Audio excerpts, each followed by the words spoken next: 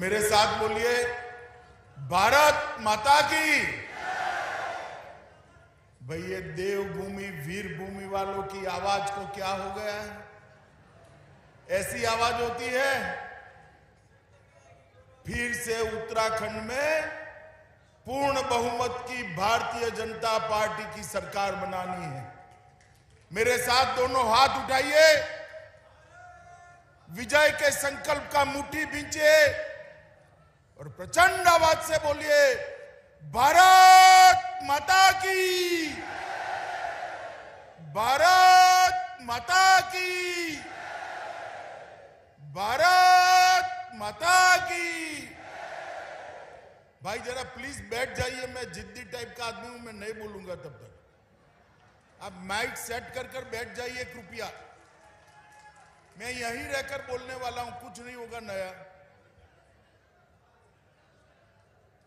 वो जैकेट वाले भाई साहब आप भी बैठ जाइए।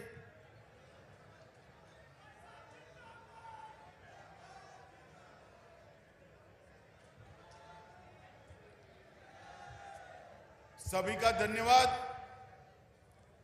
आज के ये महत्वपूर्ण कार्यक्रम में उपस्थित देवभूमि के युवा मुख्यमंत्री भाई पुष्कर सिंह धामी जी,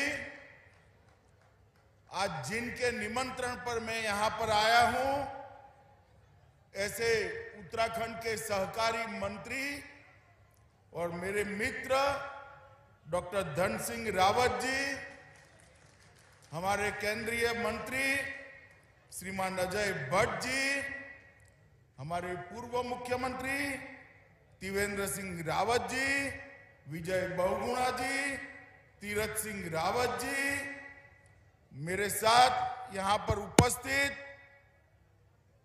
सतपाल महाराज जी, डॉक्टर हरक सिंह रावत जी, श्री मदन कौशिक जी, जो भारतीय जनता पार्टी के प्रदेश अध्यक्ष हैं, यहां पर उपस्थित सांसद साथी श्री दुष्यंत कुमार जी, लोकेट चटर्जी बहन, श्रीमती रेखाबेन वर्मा, मंच पर उपस्थित उत्तराखंड के कैबिनेट के सारे सम्मानित सदस्यगण, और आज जिनको मिलने के लिए मैं थोड़ी अस्वस्थता होने के कारण भी आया हूं, ऐसे देवभूमि वीर भूमि के मेरे प्यारे भाइयों और बहनों को मेरा नमस्कार। आज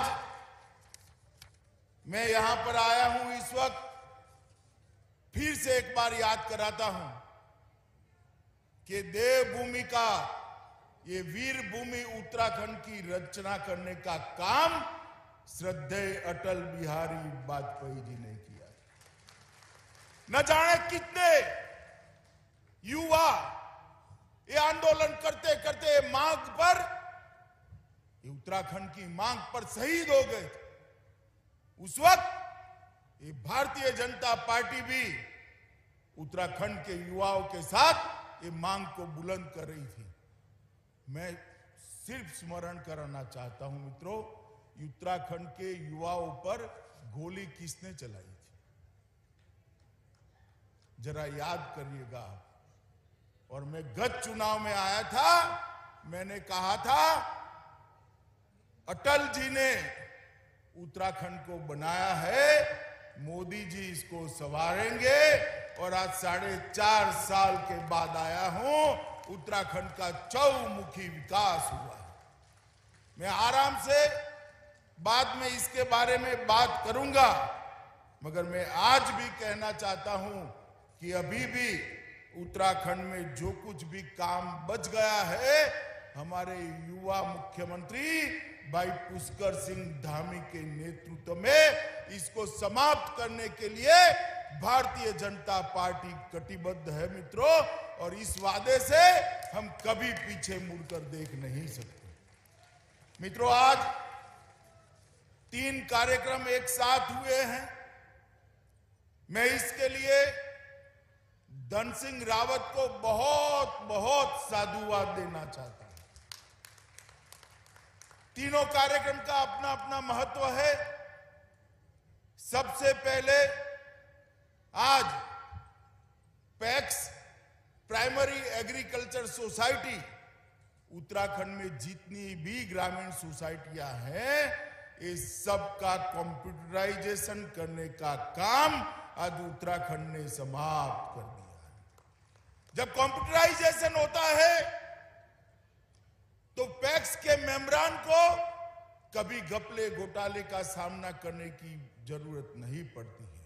जब कंप्यूटराइजेशन हो जाता है तब जिला बैंकों के साथ सीधा जुड़ा होता है।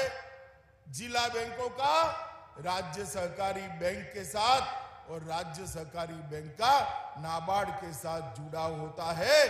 किसानों की जितनी भी योजनाएं हैं वो पैक्स के माध्यम से सीधे किसान तक पहुंचाने की व्यवस्था हो जाती है। देश में बहुत कम राज्य हैं जिसने एक काम समाप्त किया है। मोदी जी के नेतृत्व में भारत सरकार भी एक कार्य योजना बना रही है जिसके तहत देश भर के सारे एग्रीकल्चर सोसाइटी को, पैक्स को हम कंप्यूटराइज कर जिला बैंक, स्टेट कोऑपरेटिव बैंक और नाबार्ड के साथ जोड़ने का प्रयास करेंगे। अभी योजना बनेगी, मगर योजना के लिए सॉफ्टवेयर बनाना था, मॉडल एक्सेप्ट करना था।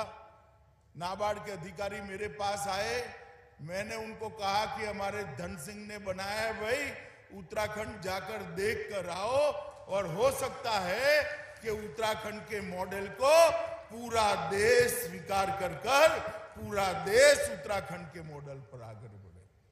मैं इसलिए पुष्कर सिंह जी और धन सिंह रावत को बहुत बहुत बधाई और शुभकामनाएं देना चाहता हूं।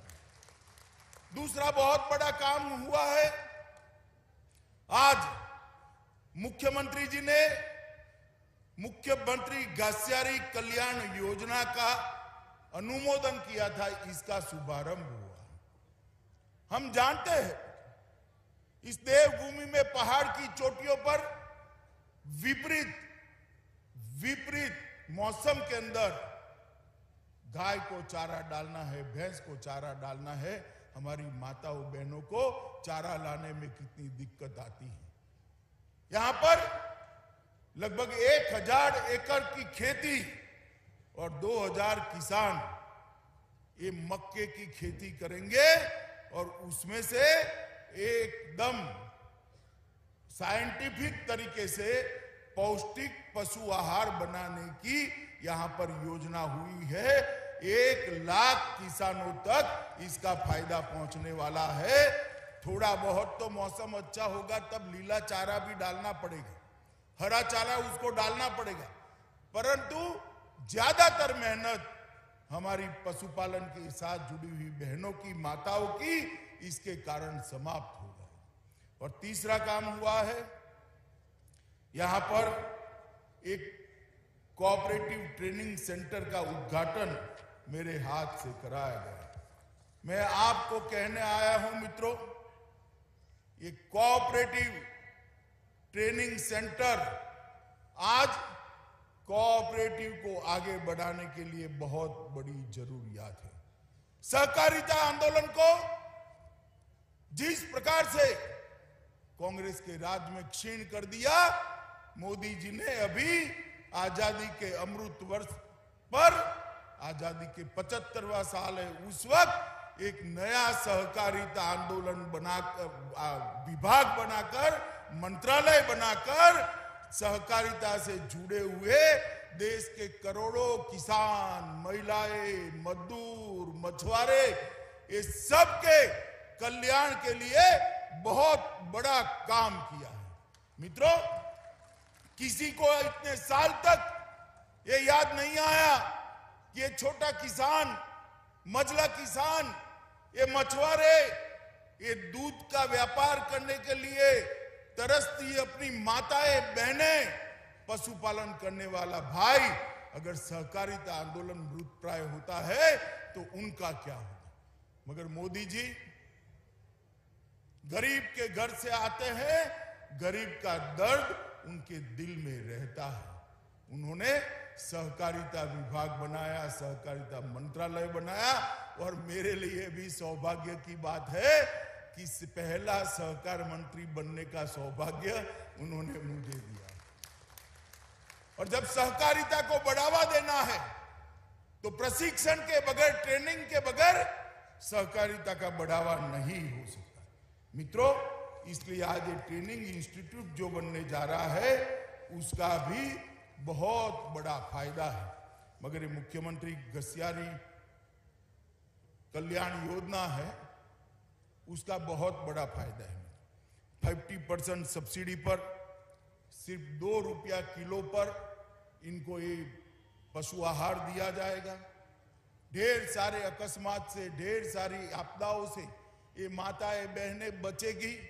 उनका बचा हुआ समय बच्चों को पढ़ाने के लिए भी लगा सकती है, घर में कुछ और काम भी कर कर अपनी आय भी बढ़ा सकती है और साथ में पशुपालन भी कर सकती है। और इस प्रकार की जो साइंटिफिक फूड देने की व्यवस्था करी है उसके पशुओं का स्वास्थ्य और इसके साथ साथ इनकी दूध देने की क्षमता की भी वृद्धि होगी। इस प्रकार से इसको तैयार किया गया। मैंने डिटेल इसका स्टडी किया। मैं फिर से एक बार मुख्यमंत्री जी को बधाई देना चाहता हूं कि मक्के की फसल इतने एकड़ में कोऑपरेटिव तरीके से करना बहुत कठिन था, जिसको आपने जमीन पर उतारा है। और मक्का, मित्रों, आप जानते हैं 90 से 100 दिन के अंदर खेत को खाली कर देता है। तो एक बार मक्का बनाया, बाजार में दे दिया, इससे फूड उसको प्रोसेस कर पशु आहार बनाया और फिर इसका दूसरा सब्जी का या कोई भी वो करना है तो अपनी खेती किसान कर सकते हैं। मित्रों, आज मैं यहाँ आया हूं तब कोई लंबी बात करनी नहीं है। मैं मगर देखता हूं अभी कांग्रेस वालों को इलेक्शन जब आता है तब इनकी सीजन आ जाती है, तुरंत नए कपड़े सिला देते हैं। 5 साल तक कहां थे, कोई हिसाब किताब नहीं। बाढ़ आई कहां थे, कोई हिसाब किताब नहीं। कोरोना आया कहां थे, कोई हिसाब किताब नहीं। और जब इलेक्शन आता है अलग अलग मुद्दों पर धरना, प्रदर्शन, प्रेस कॉन्फ्रेंस। रावत साहब, अब आपको जान गई है जनता। आप जरूर इलेक्शन लड़िए, मगर मैं आपको यहां कहने आया हूं, आप यहां मुख्यमंत्री थे तब नकली शराब डेनिस का जो पूरा घपला घोटाला हुआ था, इसका जरा उत्तराखंड की सरकार को जवाब तो दीजिए भाई। मित्रों, देना चाहिए या नहीं देना चाहिए? अरे पीछे भी बोलिए जरा, देना चाहिए या नहीं देना चाहिए? मित्रों, ये कांग्रेस भ्रष्टाचार, घपले, घोटाले का पर्याय बनी हुई। ये किसी भी राज्य में कल्याण का काम नहीं कर सकती। ना वो गरीबों का सोच सकती है, ना अच्छा प्रशासन का सोच सकती है। गरीब कल्याण और अच्छा प्रशासन मोदी जी के नेतृत्व में केवल और केवल भारतीय जनता पार्टी दे सकती है और कोई नहीं। मित्रों, 2017 में जब चुनाव हुए, मैं ही भारतीय जनता पार्टी का राष्ट्रीय अध्यक्ष था। मैं इस देवभूमि पर आया था। हमने हमारा एक घोषणा पत्र जारी किया था और घोषणा पत्र को लेकर कोई भी स्टडी कर दे, हमने 85% से ज्यादा हमारे वादे समाप्त कर दिए। तो 85%। और मैं यहां पर चैलेंज देकर जाता हूं रावत साहब को कि रावत साहब, आप कांग्रेस में थे, उसका घोषणा पत्र था, आपकी सरकार में रहते, मुख्यमंत्री के नाते सारी घोषणाओं थी, इसका सूची बना दो। मैं मेरे युवा मोर्चा के अध्यक्ष को भेजता हूं, यहां हो जाए देहरादून के चौराहे पर 2-2 हाथ, एक बार चर्चा। ये कांग्रेस पार्टी वादा खिलाफी करने वाली पार्टी है। ये कांग्रेस पार्टी राजनीतिक रूप से सत्ता हत्या कर उसका उपभोग करने वाली पार्टी है। वो कभी भी किसी लोक कल्याण का काम नहीं कर सकते। अरे यहां तक मित्रों, मैं आया था, कुछ लोग मुझे मिलने आ गए, मेरा काफला रुक गया था, तो मैंने पूछा भाई क्या हुआ, तो कि साहब आपको मालूम नहीं है शुक्रवार है। मैं क्यों, शुक्रवार को क्या होता है? मैं तो थोड़ा सोचने लगा कि मुझे मेरा जनरल नॉलेज वीक हो गया, शुक्रवार में क्या होता है? तो उसने कहा शुक्रवार को नेशनल हाईवे बंद कर कर वहां नमाज पढ़ने की इजाजत दे देते हैं। शुक्रवार को छुट्टी देने की भी हिमाकत करने की सोची थी इन्होंने। मित्रों, ये तुष्टीकरण और एपीसमेंट करने वाले, ये तुष्टीकरण और एपीसमेंट करने वाले कभी भी देवभूमि का काम नहीं कर सकते। और यहां पर आकर बड़े बड़े आवाज से हमारे पुष्कर धामी को सवाल करते हैं, भैया रावत साहब आप जरा आपका स्ट्रिंग ऑपरेशन एक बार देखकर आ जाइए, तो आपको मालूम पड़ेगा आपको बोलना चाहिए या नहीं बोलना चाहिए।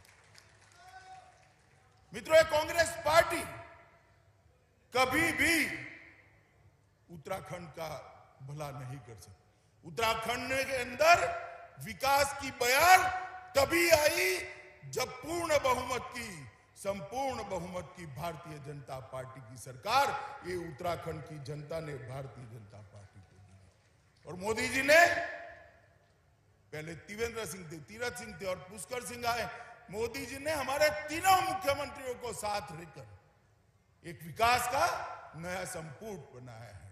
इसके कारण आज उत्तराखंड आगे बढ़ रहा है।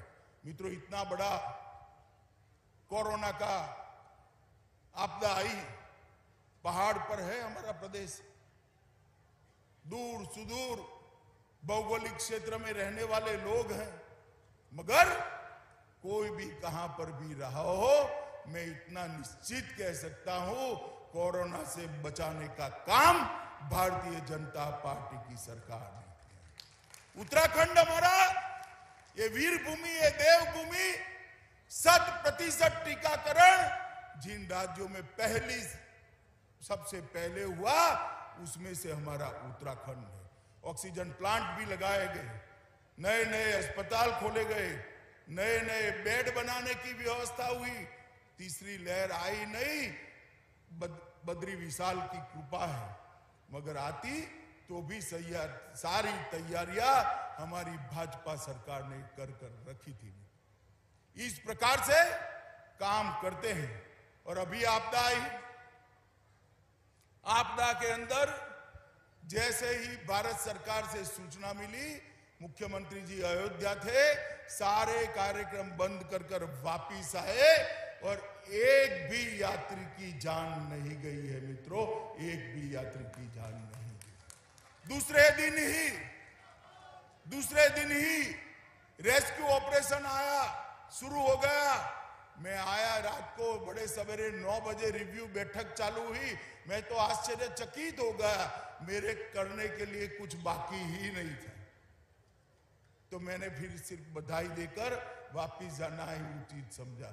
और मित्रों, हवाई निरीक्षण में मैं जहां जहां गया, मुख्यमंत्री, राज्य के चीफ सेक्रेटरी और डीजीपी तीनों को वल्नरेबल पॉइंट्स मालूम थे, कहां प्रॉब्लम है, कहां अभी सुधार करना है। इस प्रकार की जागरूक सरकार जब हो तभी विकास हो सकता है।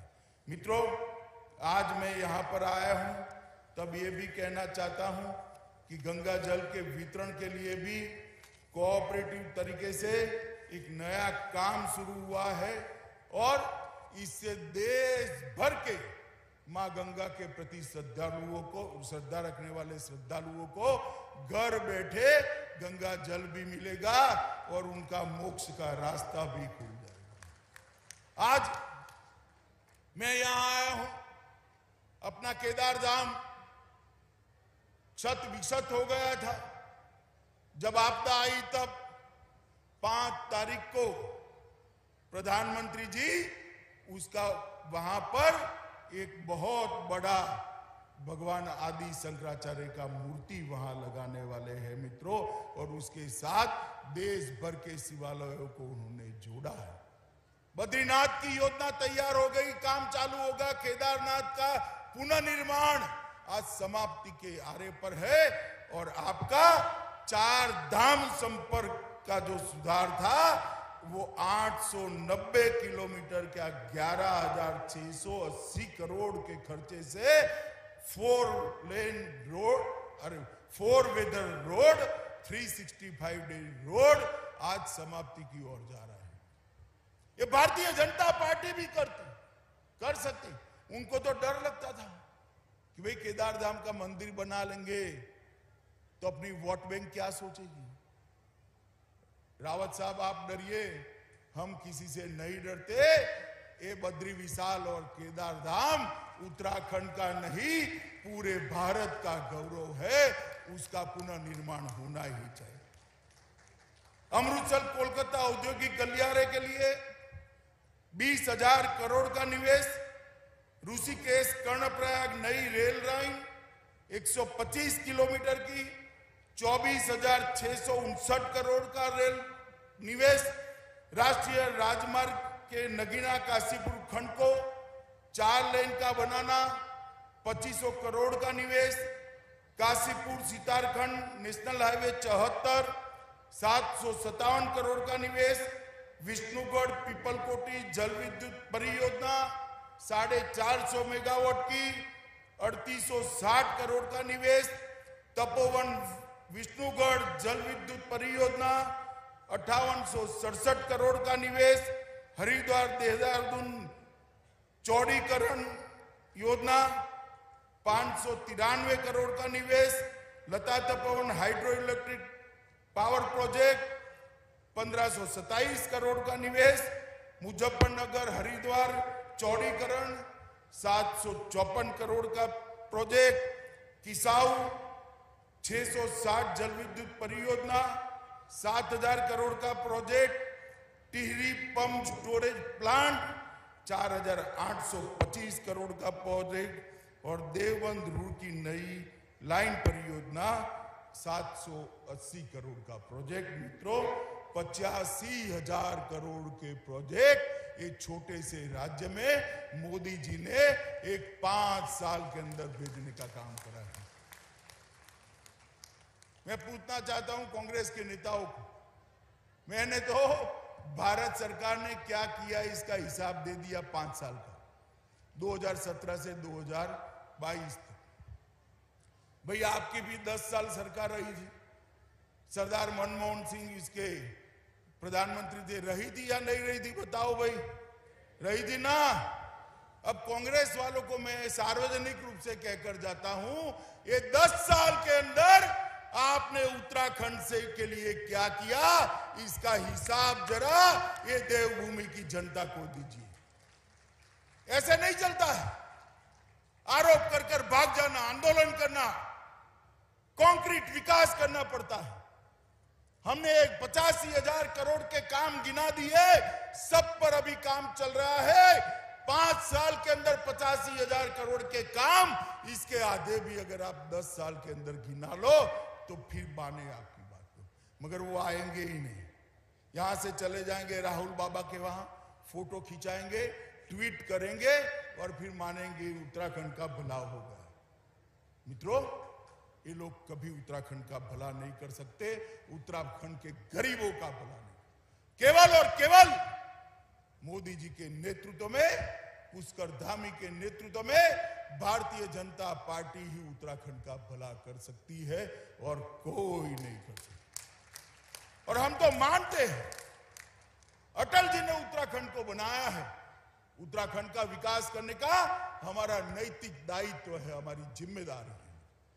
मैं आज कहने आया, उत्तराखंड की गरीब माताओं के घर में आज तक गैस नहीं जाता था, गैस भेजने का काम नरेंद्र मोदी जी ने किया। उत्तराखंड के गरीबों के घर में बिजली भी नहीं थी, एक लट्टू भी नहीं था, बिजली पहुंचाने का काम नरेंद्र मोदी जी ने किया। उत्तराखंड के हर गरीब के घर में शौचालय बनाकर माताओं और बहनों को शर्म से मुक्त करने का काम भारतीय जनता पार्टी की नरेंद्र मोदी सरकार ने किया है। उत्तराखंड के हर घर के अंदर एक हेल्थ कार्ड जिसमें 5 लाख रुपया का आयुष्य का खर्चा भारत सरकार और उत्तराखंड सरकार उठाती है, ये भेजने का काम भारतीय जनता पार्टी की नरेंद्र मोदी सरकार। और मित्रों, ये दुर्गम क्षेत्र के अंदर भी हर घर के अंदर नल से जल पहुंचाने का भी हमारा संकल्प है।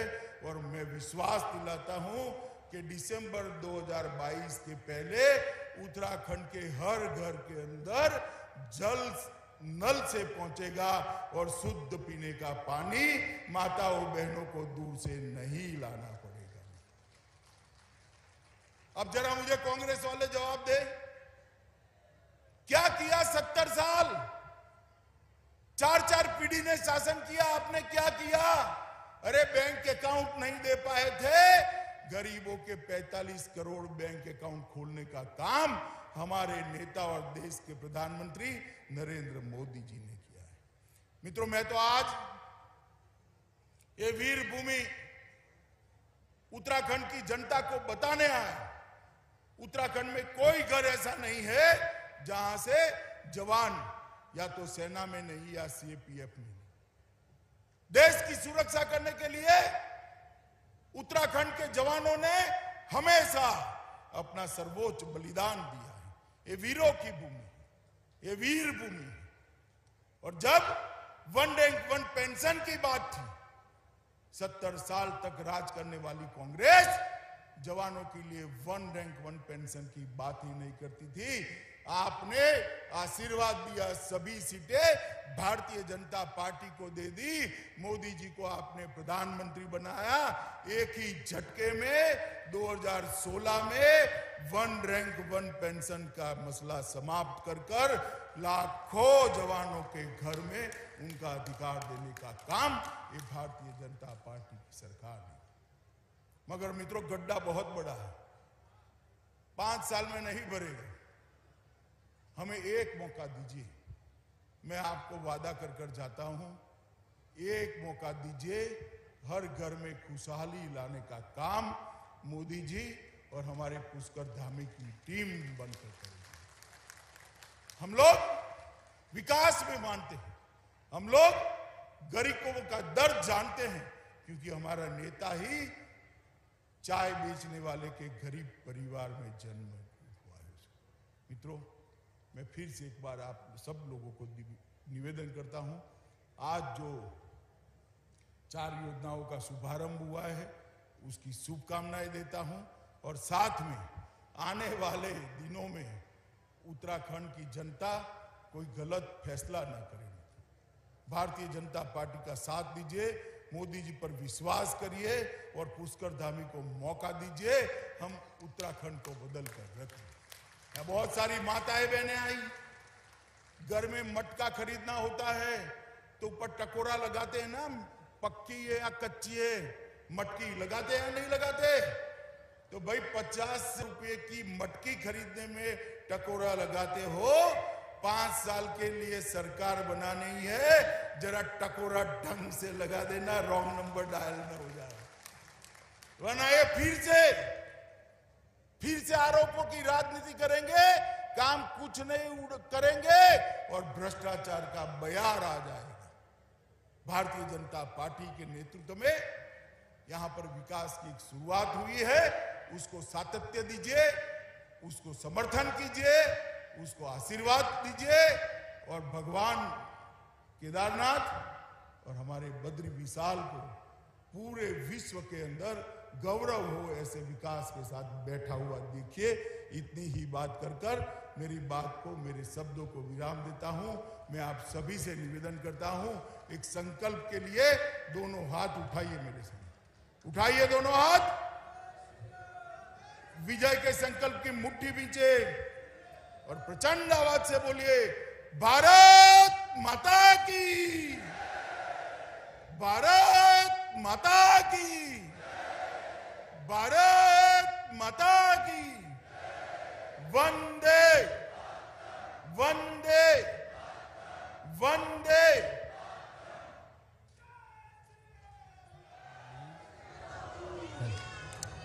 धन्यवाद वाली। इससे पहले ये धन्यवाद ज्ञापन के लिए हमारे